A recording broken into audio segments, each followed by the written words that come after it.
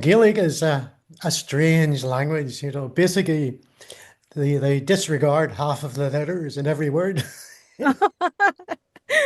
Uh, Welcome to In Between Realms, the podcast where fantasy and reality blur together. Hey everybody, I'm Elizabeth, your host. Today's guest is David Millar, an award-winning fantasy author originally from Belfast, Northern Ireland, now based here in Texas. He's the author of multiple fantasy series inspired by Celtic mythology, including the Conan series, The Dark Roses, and the Blood Queen Chronicles. Today we're talking about the first book in his newest series, Dragons, Demons, and Demigods. David, thank you so much for joining me today. Oh, it's my pleasure. Now, I've only read the first couple of chapters of the book, the ones that Amazon gives, that's a sample one.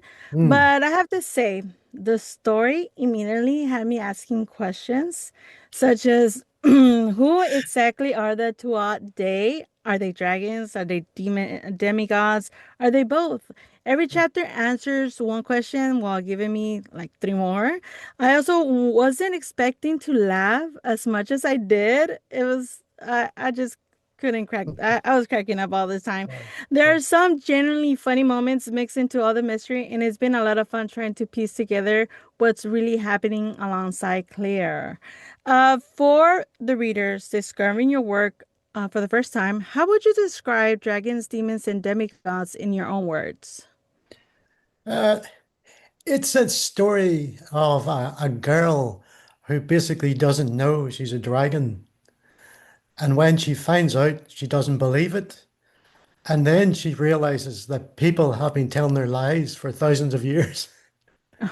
So it's kind of like I describe it as a story of what they didn't tell me.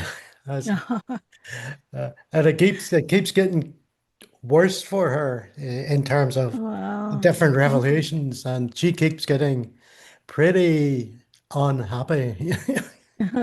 And when she finds out she's a dragon, and finds out when she gets unhappy she can breathe fire, it's you don't want to mess with her. Oh, wow. Yes. What first inspired you to become an author? Ugh. Well, the story goes that I was basically sitting up in bed one night moaning about running out of kind of first and second line authors. I used to love reading historical fiction. I still do. People like Bernard Cornwell or Con Eggleton, uh, absolutely amazing authors. And so I was moaning that I was kind of down to the third and fourth rank of authors. And my wife basically looked at me and said, "Oh, write your own." And so I kind of thought, oh. So then, I kind of thought, well, where do I start here? I had a strategy consulting business, and I was used to writing 300-page reports on clean technology or advanced biotechnology. So, I knew I could get sort of that pages done. Mhm. But where do you start? And so I was going, well, Greek mythology has been done. The Romans have been done to death. Yeah.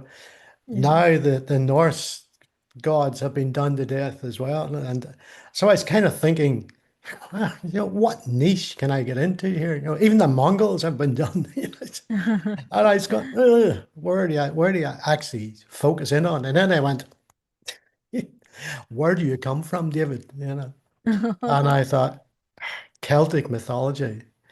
And there's still a lack of what I see as Celtic mythology in literature and certainly in movies as well. And when you mention Celtic kind of fiction or Celtic mythology, most people instantly go, "Ah, Outlander." And I'm going, no, no. But at least Outlander has raised the whole awareness of the whole sort of Celtic theme. But my books, the original story, Connell, was it was published in 2014. So I started late. And that's another big thing I regret was starting writing so late. When I was in school, kind of the equivalent of high school over here, I was really good at history. It was, Mhm. and everybody knew I was good at history. And the head history teacher basically had great hopes that I would become a historian and do wonderful things in that, you know. And he was extremely disappointed when, at some stage, when you're over in our system, you either have to choose between science and arts. Mhm. And I kind of thought, there's no more money in science. So I went towards chemistry and biochemistry and stuff. And that disappointed a lot of people in school. You know. Mm. And it's kind of when I look back now, I kind of think maybe they were right. And I should have stuck with history because I've kind of gone full circle. Mhm. And but yeah, I love history. It's a good thing, you know. That's actually a wonderful story on your experience that you went through all of that and knowing that you're, really good into, the history in general. What field did you go into? Is it like a science teacher, scientist, or what? I actually I I went to university originally to do psychology, and Okay. after a year of that, I thought, oh, this is rubbish. They're just trying to teach me common sense, basically. And Uh-huh. so I kind of switched back to, chemistry, math, and I took biochemistry as a minor. And then about a year later, I kind of thought, I'm enjoying biochemistry more. So I took Mm-hmm. that as I actually switched that to my major. And I can remember at the time that one of the professors of biochemistry there in genetics actually said to me, he said, David, you don't have biology you never did biology. You'll never get a degree in biochemistry.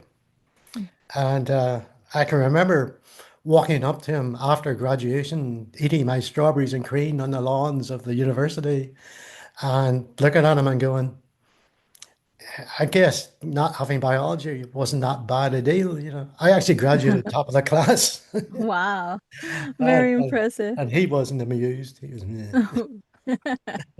But so I moved from there. I kind of typical student come out and couldn't get a job Mm-hmm. the profession I wanted. So I did a year in an aircraft factory, actually. And then I got a post as a lab technician in one of the hospitals in Northern Mm-hmm. Ireland. And that got me into the hospital, but I never wanted to be a technician. Uh, so then I got a research contract with another one of the leading hospital in Northern Ireland, the Royal Victoria Hospital, great hospital. And so I started there as a biochemist, and it wasn't too long before I was actually seconded to a consultant in rheumatology. And so I Mm-hmm. spent the next sort of 4 years working on drug research for rheumatoid arthritis. And that was kind of that was kind of fun. And it's kind of fun when you get a call first thing in the morning in the lab, and it's basically the mortuary calling you. And their opening words are, David, we've got a body for you. Uh-huh. I go, pardon? He says, oh, you're Dr. Roberts, biochemist. I was like, yeah. He says, well, one of his patients died and he wants to know what bits you want of her Oh, wow. so that you can test them for the drugs and stuff. And I'm going, okay. And I said, well, look, I'll just give you a list of what I would like. And the guy went, "Oh yeah, fine, that's fine. Tell me what you want." So I went, "Yeah, I want this fluid, this piece of tissue, whatever." And he said, "Okay, David, we'll be finished round about 11 o'clock." come down and we'll have your samples for you. Hmm. Well, I walked into the mortuary and they were all standing with big grins on their faces saying, "Oh dear, we haven't started yet." Oh, wow. But you can watch us. Oh, no. So I kind of went, oh, called them all sorts of names, but I overcame that. But it was kind of, never trust anybody in the hospital. Yeah. Indeed, indeed. But, so I did that, but then the research contract ran out, and I had to switch to careers, and I kind of switched to the food industry, Hmm. uh, and then from the food industry, I went into food exporting. So I spent 4 years swatting around the world in business class. It was great. Wonderful. And company, and I've had a consulting company going, probably for about 30 years in one form or another. So you were writing several fantasy series. Looking back, how was your writing evolved since your first novel? Big, a lot. Uh, well, I keep saying to some of my author friends, I keep saying, look, I want to go back and redo the first book. And they all threw up their hands and go, oh, no, you don't. It's just, that is your marker for when you started. Hmm. And Hmm. it has been, as I say, I look through it now and go cringe, sometimes, although it's still the bestseller. Uh, but, it progressed basically, especially when, I think it was book three, I actually started to hire professional editors. So now I have a structural editor, and I'm actually reading her report at the minute on the sequel to the Dragons book. And I tell her that it takes me two whiskeys for me to open her report. She gives me she has a report, and she's looking at the overview of the whole thing, and plot gaps and stuff like that. Hmm. And she always opens up with something very nice oh, David, you're doing so well. Your character arc development is really good now. And then she hits me with 29 pages of criticisms. Oh, wow. So I'm actually working my way through that now. I finally opened it. Hmm. But she's a gem. I mean, she and I don't always agree. And I would say that about 25% of what she says, I don't ignore, but I don't think it's relevant. Mm. But the other 75%, she is good. I mean, she will make me think about the words I've actually written down on the page, and that's Mm. totally invaluable. And she's totally objective. She's Hmm. not trying to please me. So Kahina, she's called Kahina, and she's just she actually is in the United Kingdom, and Mm. so she's been with me since the third book, and I've seen the things that she's kind of taught me working their way through the books, and on things like character arcs and stuff like that. I still kind of disagree with her sometimes on that because Hmm. she would like me to have a complete character arc for everybody, well, for the main characters in each book. Whereas I'm kind of looking at a series and thinking, well, I think the character arc should actually span the series, not just the. Hmm. So she and I argued. I don't know. We're probably both right. So, what she does is basically she reads your manuscript and then she writes notes on what she think you should change. Yep, yeah. As I say, she's looking Yeah. at the structure of the whole thing, the plot lines. Uh, she doesn't really get into things like grammar and typos and stuff like that there. She's just interested in does the story hold together? Okay. Uh, Now, you know, one of the things that bugs me is that she would like me to basically explain everything in the book. And, I keep going, can people not think for themselves? I kind of think, look, what about deducing? What about following the story and then Hmm. going, so that's why he wrote that. Yeah, But keeping the she mystery says, on. she basically says, Uh-huh. no, you have to tell them upright what the character goals are, what they're looking for, and stuff like that. And I go, no, where's the surprise in that? That's right. So we kind of compromise on that quite a lot. Hmm. But as I say, it's things like continuity and structure of the plots, the character development, uh, and basically does the book work basically. Hmm. I thought on the latest one, the follow-up to Demons is called Eater of Souls, and it's a much more dark book than Demons was, than Dragons was, or Dragons is. Uh, and I was reading one of the things she was saying, and she said, Dave, this is a really good romp through. You know, from so over and above all her criticism and critiques, she really enjoyed it. And that's a Hmm. big compliment from her, basically. And after that, that she takes a month to do the edit, the Hmm. structural edit. I usually spend 2 months trying to figure out how the hell I'm going to review it or how I'm going to edit it and change it. After that, it goes to the copy editor. Uh, Okay. Now, she's equally excellent, and the valuable thing that she does for me is she gives me a style sheet for every book Mm. that I can always have to look back on, for future books. Hmm. And but she's more interested in grammar and style and typos and stuff like that. So her job is kind of more straightforward than the structural editor, Mm. but it's equally valuable. The main problem is they cost so much. Yeah. Because Kahina was my structural editor was hinting that I should be actually thinking of having a line editor as well. And I'm going, Mm. I can barely afford two editors, Oh wow. Yeah. let alone, another one. Yeah, so Hmm. it's difficult. Say the first two books, basically, I did a lot of my own editing. Plus, my wife Lauren, she's is good at English.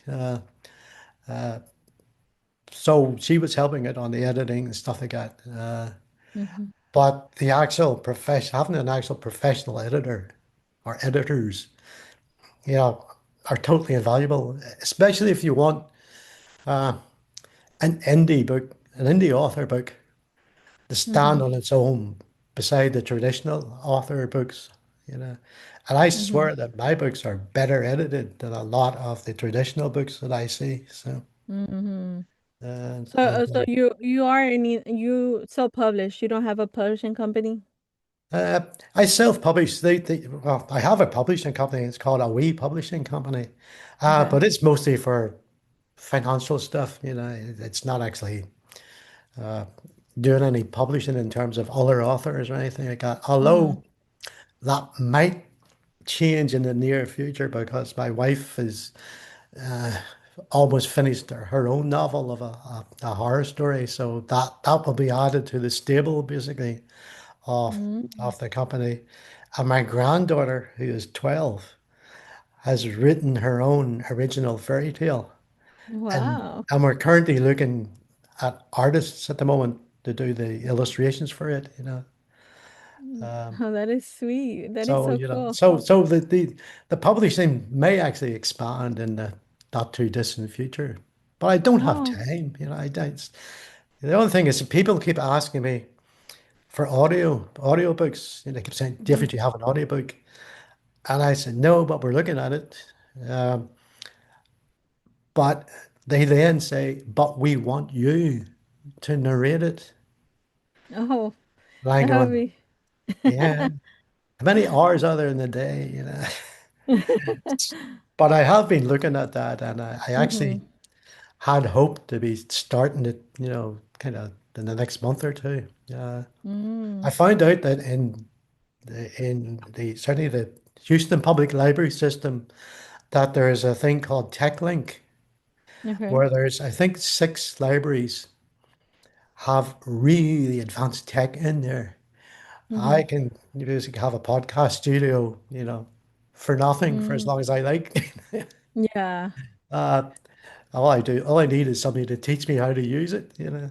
So, Yeah. so I'm looking at a podcast mostly as a marketing tool. Uh, Mm-hmm.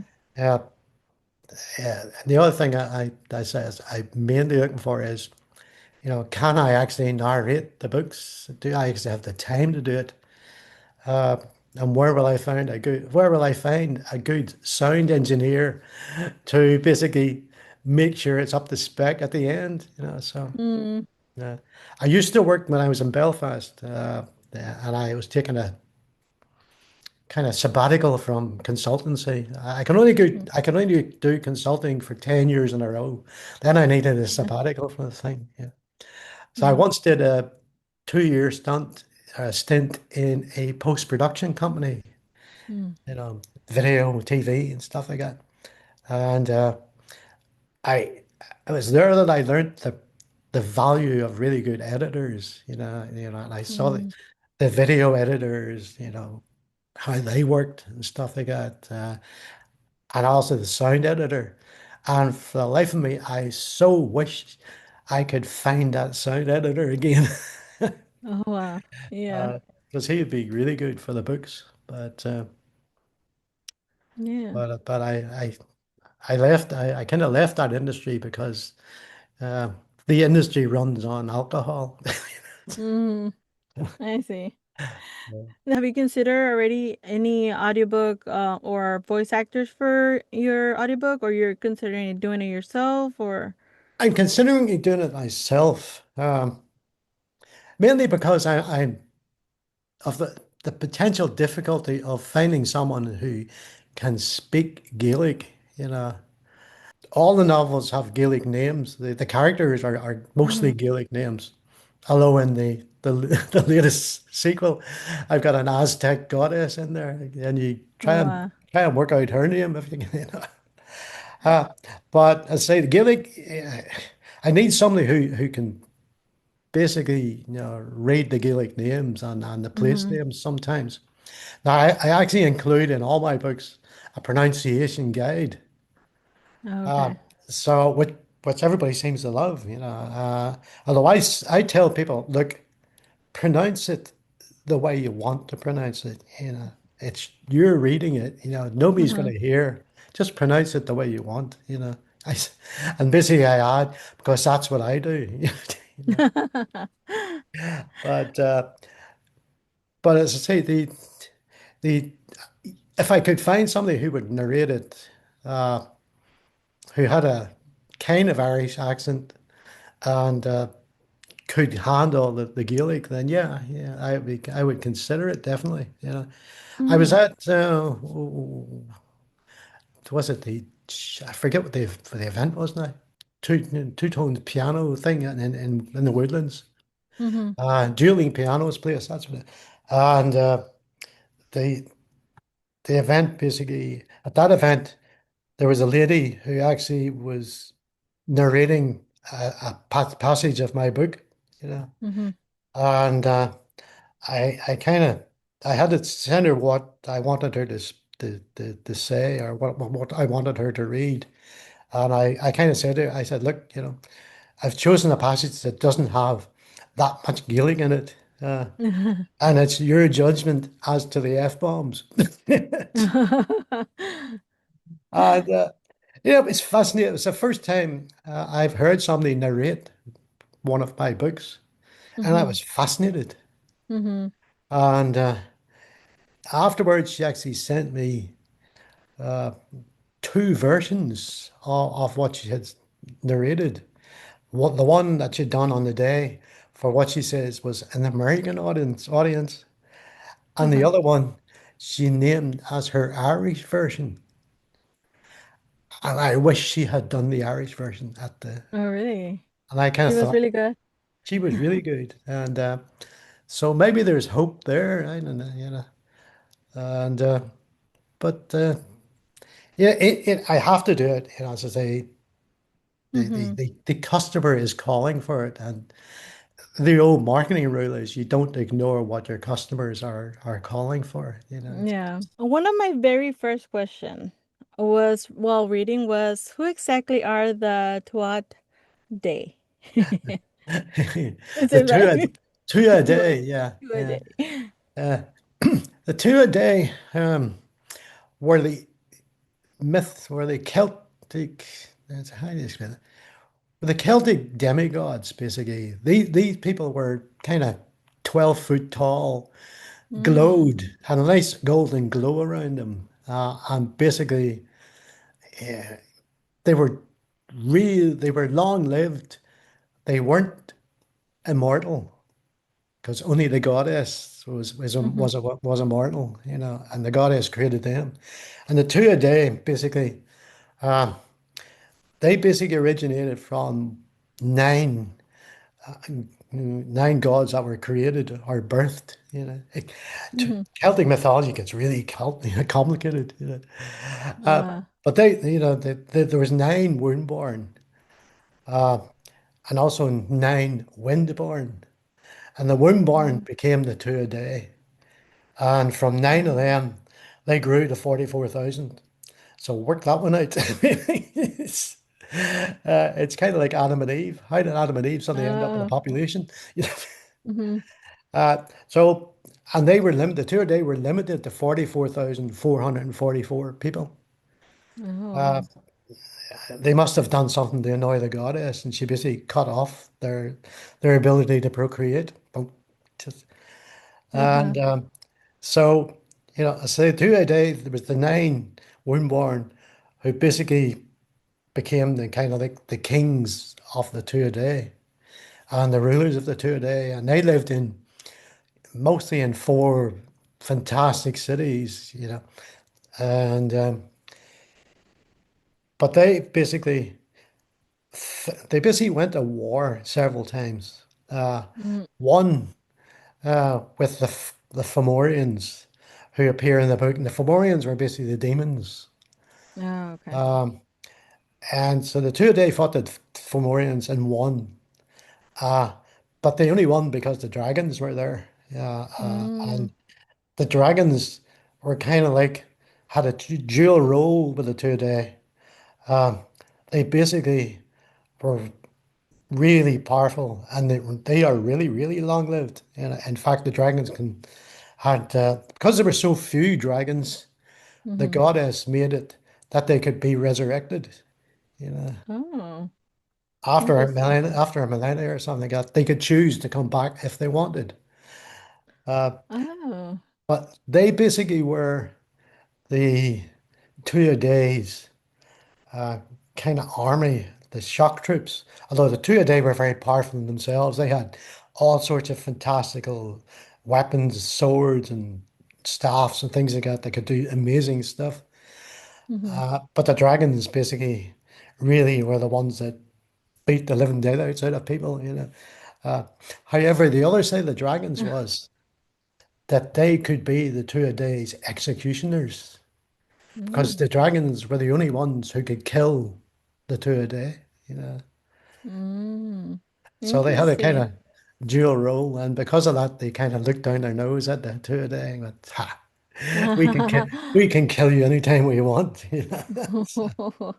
Uh, Is that part of the research you obtain the about it, the Celtic and everything, mythology? Yeah, I've a I've a whole raft of books on Celtic mythology, also on archaeology in the iron the Mm-hmm. kind of early Iron Age, which is where a lot of the books I wrote were. Yeah. The Dragons book was easier to write because I actually lived in the area that I'm actually describing in the Dragons book, you know, in Mm-hmm. Belfast. You know, the lead character, the two lead characters, Cleo and Lazarus, lived in the house that my great great grandfather owned in Oh. Belfast. So I knew it. I knew the streets. I knew exactly where everything was. I knew the people. I knew where the local chip shop was. Where you get, you know, I knew where the local bars were and the Mm-hmm. bookies. You know, so uh, and I knew I one of the bars in the book is a place called McHugh's in Mm-hmm. Belfast, and it still is my favorite bar. And it opened in the mid 1650s, Oh, and it's still open. Yeah. wow. The only difference is it has a five-star Michelin restaurant upstairs now. So you're basically basing your book, your world building, the town and city you lived. Yeah, Dragons is basically in two locations. The first location is the land of immensity, which was the Mm-hmm. land that the Celtic gods lived in, kind of like a Celtic Olympus. Mm-hmm. So the demigods all lived in the land of immensity, and it had four major cities where the high kings kind of lived. Uh, Mm-hmm. a lot of the people, a lot of the what they called the heroes of the two a day, they were roaming heroes. They never really had a house or a place of their own. They kind of liked to wander around and Mm-hmm. find fights, that they could take part in. Um, so there's that, and the island of dragons is attached to the land of immensity by a little wooden bridge, basically. So, Mm-hmm. whereas the land of immensity is kind of all whatever you think is fantastical is that's what it is. It's green fields, glowing golden corn and everywhere, and big crystal palaces, and absolutely whatever you can think of. That was it. Uh, Wow. the island of dragons. The dragons lived in basically the mountains, kind of red sandstone mountains, scorching heat, Mm-hmm. totally inhospitable. But that's what they liked, and they were kind of Wow. solitary creatures. Yeah, Mm-hmm. and so that the kind of again, that's the difference between the dragons and the two a day. They're just two different cultures completely. So Yep. whenever we're talking about the dragons, they can transform into like a human. Yes, this is the trick. This is that they all basically, at least most of them, have the ability to have a glamour, Okay. and the Okay. glamour basically is as solid as you or I. Basically, they can transform into a human glamour. And the glamour will Uh, be as detailed and as impossible to make from any other human as you can do it. And okay. they kind of the rationale for that is they do not want humans or they don't want humanity to know that they exist. Mm, Uh, okay. they never want that. Is their one great fear is they never want humanity to know that they Mm-hmm. exist, that supernaturals exist, that all the fairy tales that they've been reading are It's true, actually true. and stuff like that. So the glamour is a really useful sort of ability for them to have. It's a great trick for an author as well. Yes, I Gets it gets me out of a lot of issues. Yeah. I was actually reading when I was reading the four chapters, like my question was because they were talking about glamours and Mm, how they were dragons and then they look like humans. mm, And one of the things that made me laugh, besides all of that, is the fact that in the I believe it was the four chapters whenever Lazarus kind of mm. said kind of like his sister came and told him about being like he needs to kind of stop playing around Yeah. because purity is gonna hit her and it's gonna Yes. destroy everything. I was laughing there because he was like Yeah. freaking out. He's like, oh snap. It was so Yeah. funny. Yes, and I think it's in the first chapter of Dragons. It's kind of the introduction where uh, Cleo's mother, the dragon, the former queen of the dragons, has just given birth basically Mm-hmm. to two eggs, a black one and a pearlescent one, which is Mm-hmm. Cleo. And the other thing is dragons can only give two. They can lay two eggs. That's it. Mm-hmm. And so there was that kind of little background of that. And then at that stage, Lazarus, who was a different name at that stage, and Cleo's mother, yeah, in the end, it turned out they were actually lovers. So hey, yeah, work that one out. Yeah. But the mother basically tells Lazarus that his ward is Cleo, and he has to look Hmm. after her. As soon as she's born, that he has to take her away because there's a prophecy that she wants to keep Cleo away from, basically, and she Hmm. wants her to live a normal life. But she Mm. also told Lazarus he had to educate Cleo Yeah. as to her heritage, and he didn't, you know. Yeah. So for 2,000 years, basically, Lazarus kept from Cleo what she really is, you know. Mm. And she knew she was long lived. She knew that she was 2,000 Hmm. years old, and she only looked 20, you know. Yeah. Yeah, oh, there's something wrong here. And but she could never work out what she was, you know, or what she might be, you know. And there's a section in the book that actually goes through that where she kind of argues as to whether am I a werewolf? Am I a vampire? Am I? And I did notice that. So you have other creatures in the book? oh yeah, yeah. Okay. There's a great zombie in there as well.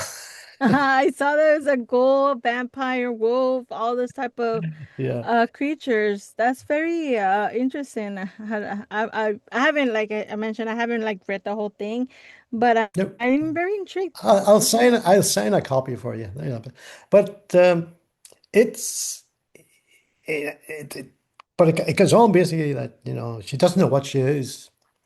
And then all of a sudden, yeah, you know, the Morrigan comes to visit her brother Lazarus, Mm-hmm. and they have a big fight basically, and Cleo interrupts the fight basically, you know. She she kind of walks into the fight, and she walks into a room that she thinks is a room in her house, and it turns out to be the fields of the land of immensity, basically. And Mm-hmm. her grandpa, you know, whose glamour is basically a kind of 65-year-old man, you know, Mm-hmm. uh, is now a 12-foot tall, naked, gleaming gold god, Oh basically, wow. Uh-huh. who basically is who alternatively changes into a huge Irish wolfhound, basically, because that was what he Mm-hmm. did. Mm-hmm. And there's also the Morrigan, and the Morrigan can change into basically a great black raven, basically. And so these two gods were basically fighting each other, although they were brother and sister, so they weren't ever going to kill each Mm-hmm. other. And yeah, her final shot was, "You should have told her, you know, Yeah. what she is." Uh, and and the warning was, "Puberty's coming." You know. Yeah, And he was like, so on the morning, basically, the Cleo wakes up screaming, you know, and she runs down the stairs and into the kind of the parlor, and she swings round. She's got a towel strategically placed down around her, and she swings round to show her back to her grandpa, who's reading the Sunday paper, I think. And she says, "I've got scales." And she's got oh these wow. two rows of tiny scales along her spine, from the Is that top to the the bottom of cover her of the book? spine. That's That's the the cover cover of of the the book. book. Yeah, Oh. yeah. And and the thing is, when the wind blows, they act like wind chimes. You know, so Oh. they play really nice melodies. So when she's Mm. happy, they play a nice melody. If she's in danger, they start to clash and stuff. So it's a great Wow. warning sign for us. So, but she's kind of I've got skills, and he looks up basically and says, "Well, you're a dragon," I bet her reaction wasn't. and she kind of goes, "No, no, no, no, no, no." She says, "Of all the things that we could be, we cannot be dragons because dragons do not exist." And so he basically says, "Well, you should go to the bank. When the bank opens, you should go to the bank and get some money out." Hmm. And she goes, "Why?" And he says, "Two words, dragon puberty." He says, "You're about to have some changes." And so she throws a lot of profanities at him and storms up to your room, and Yeah. then the changes start coming because once she knows that she's a dragon, she didn't Mm-hmm. know she was a dragon at first, so therefore puberty wasn't going to come. Once she Okay. knew about it, there was no stopping. There was no Oh. stopping about it. And she actually says to her grandpa, she said, "But no, no, I've gone through puberty." And he looks at her and goes, "No, you haven't." He's been managing her glamour for Yeah. 2,000 years. Now he's been managing it. Wow. So the setting, because I saw in the chapter the reference to Jane Mansfield, old movies, gas, street lamps. Hmm. Is that, and one of the chapters says 1940s. Is that the era?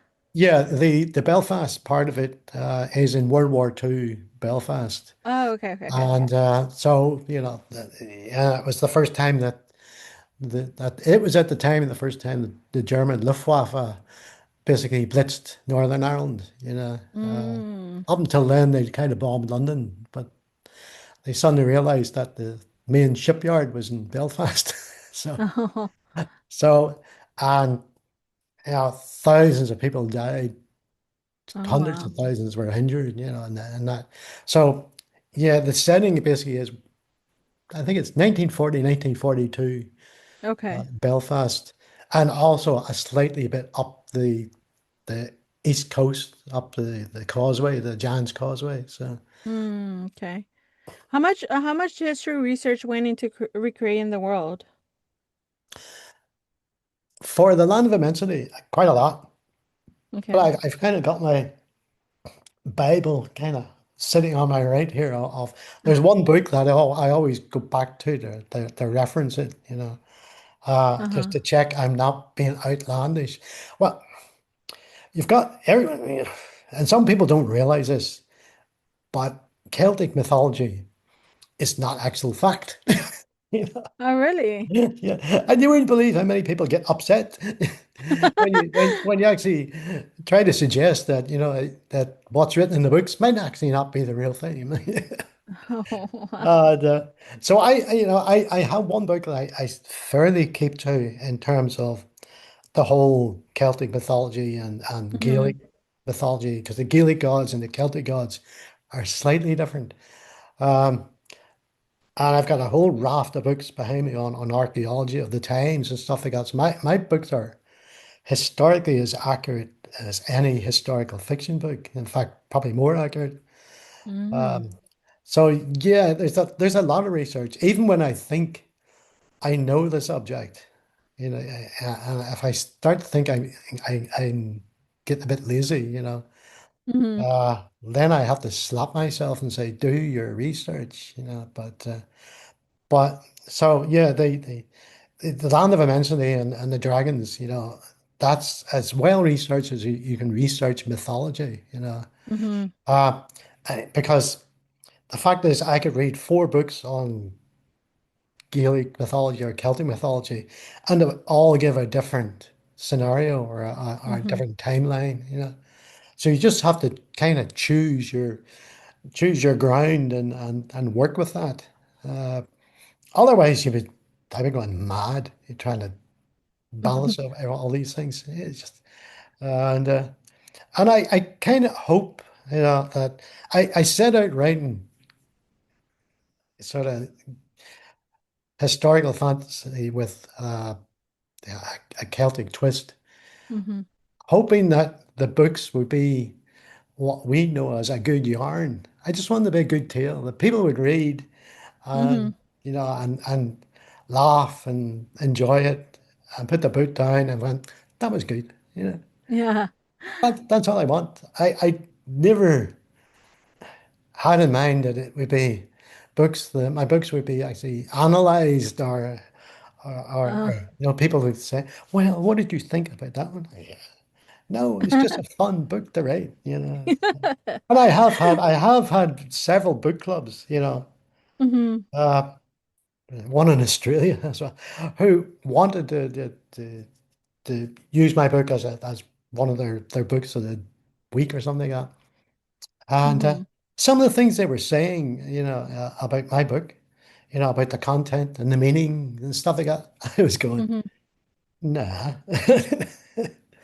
And it reminded me of a story about John Lennon, the Beatles. Mm-hmm. And there's a Beatles track called I Am the Walrus. Mm-hmm. And it's the most outlandish track you could have. It makes absolutely no sense. If you read the words, it makes absolutely no sense.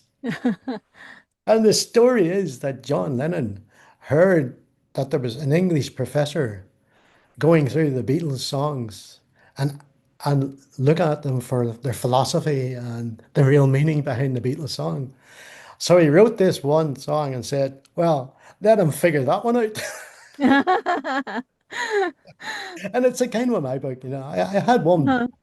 I read one review, not review even, one comment recently from a, a, a book club with basically said, yeah, David Miller's, Dragons has biblical tones, and I'm going, what?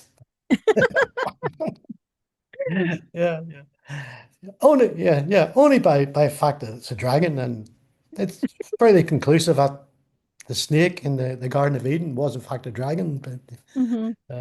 an wingless one. So Uh, one thing that surprised me was the humor. I actually laughed several times while reading it. Even some of Lazarus' reaction had me chuckling. Has humor always been part of the writing style in it? yes, yes, that Okay. that that is deliberate, and it's well, it's not even deliberate. It's just there because that's the way the people from Northern Ireland tend to Mm-hmm. be. We tend to have a very dark sense of humor, and have a tendency to sarcasm.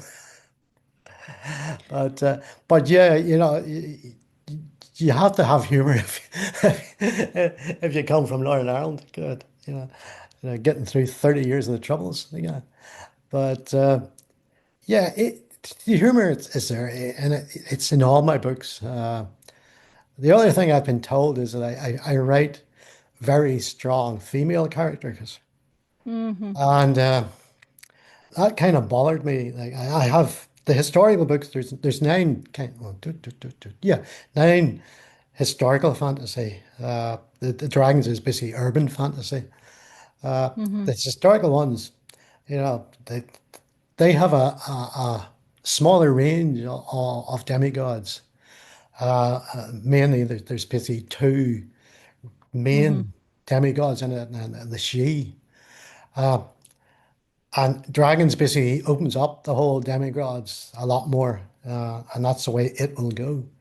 Mm-hmm. But if you look at the female characters, I would not want to meet some of my female characters in the dark and the night. They are fierce. They are vicious women. They are, yeah. But the Wow. Celtic women in battle Mm-hmm. were famed for being fiercer fighters than the men, basically. Yeah. Mm-hmm. And Mm-hmm. so they're all, I find female characters fascinating. Although I got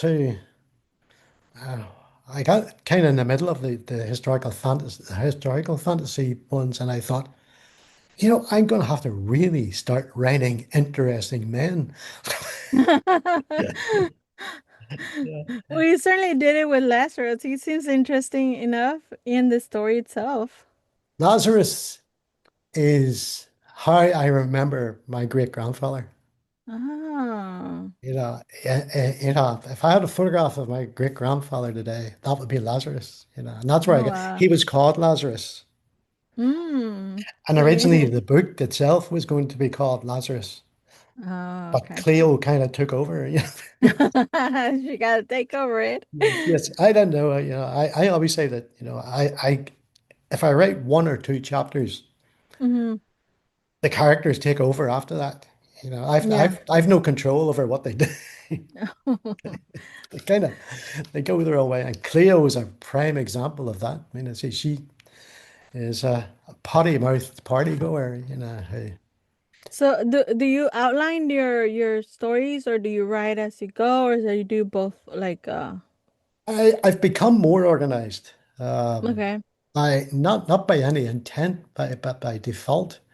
I've always had a running spreadsheet, an Excel spreadsheet of the characters, what they looked like, what they were kind of what they were doing, uh, just for continuity. So I've always had that for all the books. Uh, Lately, I've added into that a chapter summary in Microsoft Word, and it's Okay. basically just the heading, who's in the chapter, and about 6 or 7 bullet points on what the main things are, and that's been really good. So between the Mm. the Excel keeping me continuity right and the sort of the chapter outline, then that's basically what I do now. And No, okay. uh, but that's really only happened in the last maybe 4 years or something. And I kind of tinkered. Well, the Excel was always out, but the chapter summary has only really happened recently, and I wonder why I never did. Uh, But what I normally do, and I was talking to another author recently, and what I normally do is I will write 4 or 5 chapters, Mm-hmm. then I'll go back and read it and make edits and change bits, and then I'll start the next section, the next 4 or 5 chapters, and then I'll go back and read from the first one again and see, and that's I kind of do it that now. Okay. Although recently I've also found myself. Uh, in getting somewhat of a writer's block and sometimes, which is horrible, Mm-hmm. But I've got around that by actually writing the end of the book, Oh, because I've okay. always an idea in my head how the book is going to end. Yeah. Uh, so my one anchor, is that end where I can go to that and I can add more into the end of the book, Mm-hmm. and then that'll spark me back into the main text. Okay. The writing process from the moment you had for this book that you just wrote, from the moment that you put ink and paper and your idea spread to publishing, how long did that take you? Again, I've been talking to people recently about this. I reckon it takes me 9 months to get a Mm. book. I'm figuring on kind of 2 books every 3 years. But Okay. if you look at the research phase, which is normally 2 to 3 months, uh, Mm-hmm. then writing is probably 3 to 5 months. Okay. Then the editing, that takes, the structural editing is 1 month with the editor, 2 months for me. The copy editing is 1 month with the copy editor, and probably a month with me. Okay. After that, there comes the beta readers, and I have a team of about 5 beta readers. Uh, Okay. but I'm always looking for more beta readers. Okay. Hint, Okay. hint, hint. Hear that, hear that. I am always like I am missing about 2 to 3 beta readers, so I'm Okay. really hoping to find some people. And my beta readers, I give them one instruction. Just read it as if you had bought it at Barnes and Noble, and Okay. you took it home, you start to read it. I said, I don't want you to analyze it. I don't want you to, I said, yeah, if you pick up typos, let me know. Uh, and if you pick up, things that just didn't make sense, let me know. But I want you to read it as a story a novel you've just purchased. Mm-hmm. You know, when you get to the end of this, did you like it or did you not like it? And why did you like it? Or why did you not Mm-hmm. like it? Yeah. And Mm-hmm. Okay. so that takes another month and a half, depending on the beta readers. Uh, Mm-hmm. while I'm doing the copywriting and the beta reading, uh, then that's when I brief the cover designer, Mm-hmm. who's a wonderful lady who lives in Norway. So Okay. I've never seen her. Yeah. She doesn't even have a photograph on her website. But she does great work. Yeah, she just works, and how she comes up with my covers on what I tell her, I don't know. Oh wow. Yeah, That's creativity she just in seems it. to have that knack. Mm-hmm. But so by the time you put all that together, it's yeah, you're into about 8 to 9 months, Okay. and yeah, you could write it in 3 to 5.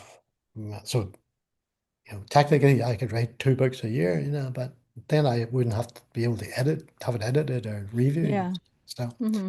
Uh, and then after that comes the hard part, which is the marketing and promotion. Yes. And I'm a former chartered marketer in the UK, Oh, okay. and God, I hate it. Yeah. And what bugs me at the moment, like, is that trying to beat this Amazon algorithm, Mm-hmm. and and that's related to like my main focus on marketing and promotion is getting reviews. I Mm-hmm. want to get reviews. I want to get up so that I can get over this algorithm. Yeah. But of all of hundreds of people who have bought my Mm-hmm. books, you know, less than a handful have reviewed it. Mm-hmm. Everybody will tell you, oh yes, yes, I leave a review. And I Mm-hmm. keep saying to them, I said, like, you just need to leave a star rating. And I really, really like this book. That's Yeah. it. You don't need to Yeah. write 3 paragraphs. And I think a lot of readers actually think that they have to do this. If they're reviewing it, they have to do this wonderful review. No, Amazon doesn't care. As long as there's reviews in it. Yeah. But so that's a main marketing focus is, how do you increase the number of reviews? And Mm-hmm. so I've got, I being a consultant, I have a fondness for consultants and for people who are expert in their fields. Mm-hmm. I'm no expert in Amazon, Amazon campaign, advertising Mm-hmm. campaigns. So I farmed that out to a guy who actually lives in Israel. God, and he basically manages from the middle of last year. He's been managing an Amazon campaigns for my book series, Mm-hmm. and I because I knew marketing. I said to him, I said, look, I am not looking for instant results here. I said, I Mm-hmm. know advertising. I said it takes a long time to get Mm-hmm. traction. I said, so do what you know best, and Mm-hmm. we'll just keep in touch and we'll keep talking, and we'll see what we need to tweak on and on. And so far, it has worked out very well, So I still haven't got as many sales as I want, but it is better. I actually have a YouTube channel. I know that. Yeah. So hey, yeah. Yeah. And I've got all my video trailers on. So yeah. For your books? Yep. Oh, okay, Each cool. of the series. And so each of the individuals, some of the individual Mm-hmm. books basically have their own video trailer or teaser, as they call it now. Um, and yeah, I kind of like them. I originally did the first one because I thought, oh, this is a good sales sort of Mm-hmm. thing, and help me get sales. Forget it. It is never. I don't think my video trailers have ever prompted someone to buy a book, but they look Oh. nice. Plus, the other thing I was looking at, about Yeah. a year or so ago, uh, somebody convinced me that several of my books would look good in movies. Was twice Academy Award winning producer. I kind of thought, "Huh, maybe I should take her advice. So I've been the trailers are mostly used for promoting the idea of the books as Yeah. movies. So um, Mm-hmm. I think I'll check them out, but I think that's a good idea though to have a promotional video. That's yeah. one of the that I've seen in actually one of the books that I read before. It's called Quicksilver. It actually had a Mm, visual that and it intrigues the viewer like that. I think that's a mm, great way to yeah. marketing. For those who don't know, actually, David will be at the September Ink and Realms Fantasy Market. So if you are close in Houston and would like to be part of it, he'll be there signing books and he'll be doing the Q&A session with us and it's going to Mm, be super yep. fun. Before we wrap up, if you could give one piece of advice to aspiring fantasy authors who are working on their first novels, what would that be? I would say have a firm idea of your niche. Mm-hmm. And like fantasy covers a whole massive realm of different types and sorts and niches. Mm-hmm. Uh, so you need to have a fairly good idea of where your foundation is. Mm. After that, you can let your mind go as wild as you want, basically. You know, it's fantasy. Yes, of Uh, course. but no, you know, like I say, with mine, it was basically focusing in on Celtic mythology. Mm-hmm. Yeah. And Okay. that's where I'm staying. Mm-hmm. And all the books, whether they're historical or urban, they will have this Celtic mythology there. Mm-hmm. So, you know, basically that. The other thing is start early and write often. You know, Mm-hmm. yeah. I have a good friend who's an author and in Texas, in Houston here, and she and I fight every now and then because I keep telling people just write something every day. You know, write Yeah. anything. You know, write a few words, even if you've deleted. You know, the day there, just keep writing. Mm-hmm. And Mallory will turn around to me and go, ignore him. Just write whenever you feel like it. You know, you don't have to Yeah. write every day at all. You know, and I'm going, just that's no nonsense. So tell me, David, where can the readers find or follow your work? The best one. The best one is probably the website, and Okay. that is www.david-h-millar.com. And it has Mm-hmm. all the book descriptions and everything on it. It even has the merchandise, Okay. branded merchandise that we sell as well. Okay. Uh, and you can buy the books off our website, and I will sign them and we will mail them to you. Wonderful. So you don't Wonderful. have to go near Amazon. Yeah. But that's So probably the most comprehensive, and it has all the links to everything else. So wonderful. So, David, thank you again. And thank you so much for joining me today. I had such a wonderful time learning more about dragons, demons, and demigods, your writing journey, and the incredible world you created. If you're in Houston area in September, as I mentioned, David will be there in person, and you can meet him at Ink and Realms Fantasy Market, and he'll be signing books and meeting readers. And I hope you'll stop by and say hello. And if you can make it, don't worry. I'll put in the show notes his website and everything you need to know to check out his work. And thank you all so much for listening to another episode of In Between Realms. Until next time, keep reading, keep exploring new worlds, and I'll see you in between realms. Thanks for joining me in Between Realms. If you enjoyed today's episode, subscribe so you don't miss the next one. You'll find any books, resources, and links mentioned today below. Until next time, keep reading, keep exploring, and I'll see you in Between the Realms.